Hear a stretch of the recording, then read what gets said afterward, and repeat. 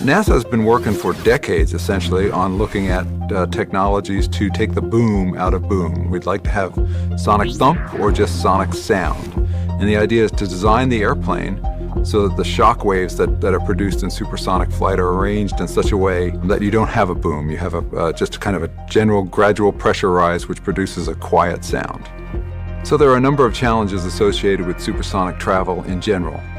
We want the airplanes to be environmentally friendly, so we want them to be quiet around the airport, and we also want them to have low emissions. NASA has worked on a number of technologies which could reduce the noise of sonic boom. Right now we're doing the preliminary design. We call that activity Quest for quiet supersonic technology. So we've tested them in wind tunnels, but now the next phase is to take the technologies and test them in flight. So to do that, we're building an X-plane design and the eventual low-boom flight demonstration aircraft that represents the boom of a larger airplane. The idea is to prove the technology, show how robust it is in a variety of atmospheric conditions, but ultimately to prove that the sound that's created is acceptable to people on the ground.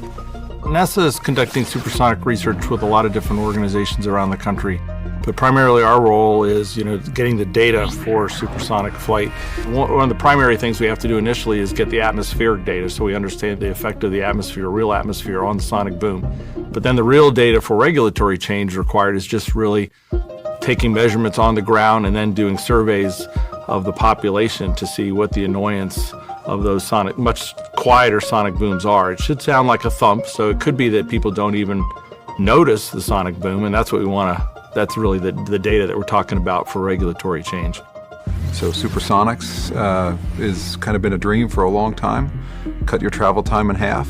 It's a good industry for the U.S. to be getting into. As subsonic commercial airplanes are being built worldwide now, we need some new markets, some new vehicles to maintain our leadership in commercial aviation.